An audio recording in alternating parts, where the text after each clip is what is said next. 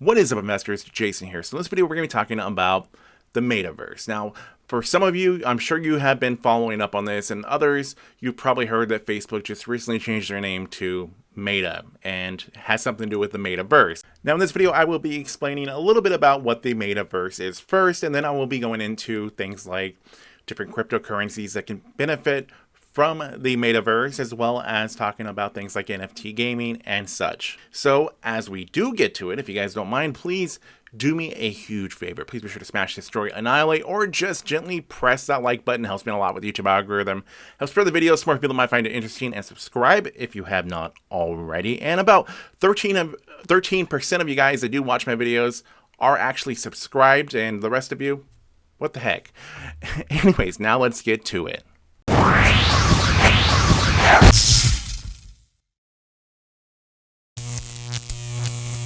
So the Metaverse in general pretty much represents evolution in the internet, where we've now been so consumed with the internet that it is such a big part of our daily lives and a big part of our workflow.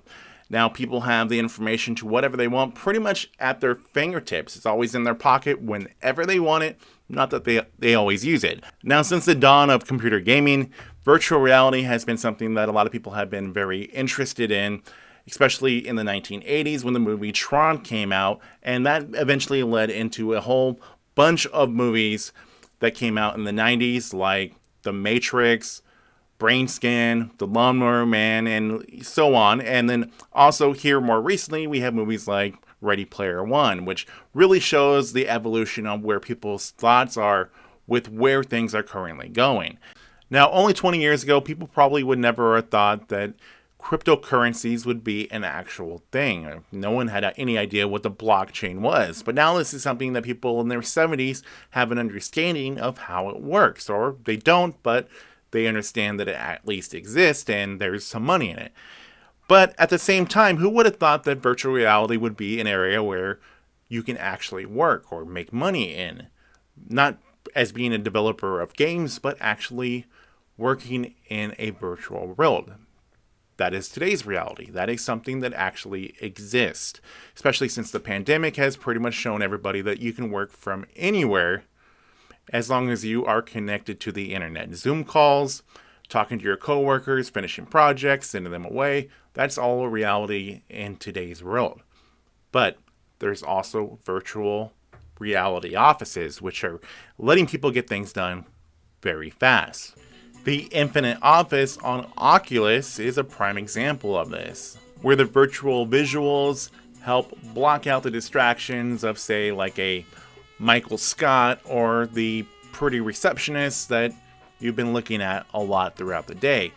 Virtual offices are one area where the Metaverse is evolving.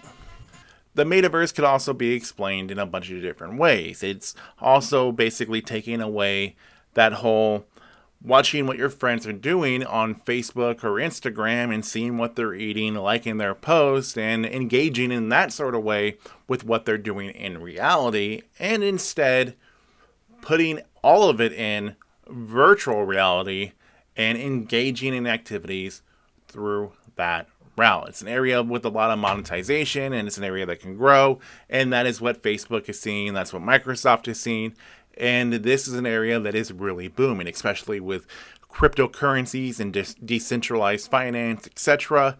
An area where Universal, of the guy in Asia and the guy in North America, can work on a project together at the same time and interact in real life, but also in virtual reality. Now, the company formerly known as Facebook, who then changed their name to Meta, they have been making big advancements in the Metaverse in general with their Oculus, with that allowing people to socially interact with gaming and doing other things such as watching movies together with their virtual avatars and doing such as if they're actually with them, but with them virtually. Kind of confusing. But there's things that we've been doing for a long time with using different currencies in gaming in a virtual world, in a virtual environment, and building things and constructing things and interacting with people from all over with games like Fortnite, with Minecraft and Roblox. These are a prime example of the Metaverse and gaming within that metaverse. Now, going even more technical with it on ways that things are evolving, and especially where Mark Zuckerberg with Meta sees things evolving in that way with NFTs. NFTs are a hot topic. NFTs are a way of gaining ownership within the metaverse, your reality and your virtual reality, and connecting those in a way that you actually do have possessions. Instead of saying in real life, I might have a Picasso on my wall and show people how much money I spent on it and ooh and all over the value of it and the artwork and such. But in the metaverse, I could also own a CryptoPunk that I paid a ridiculous amount of money for, and I own that in the metaverse.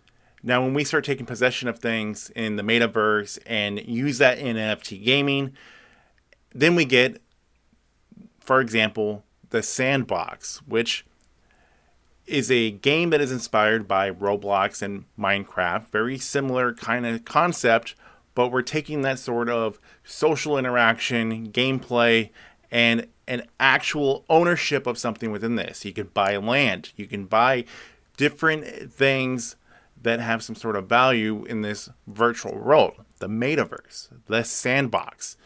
And speaking of the Sandbox, it has gone up quite significantly. Its token, Sand, is currently valued at a market cap of $2.5 billion. It's the 66th largest cryptocurrency by market cap at the time I'm making this video.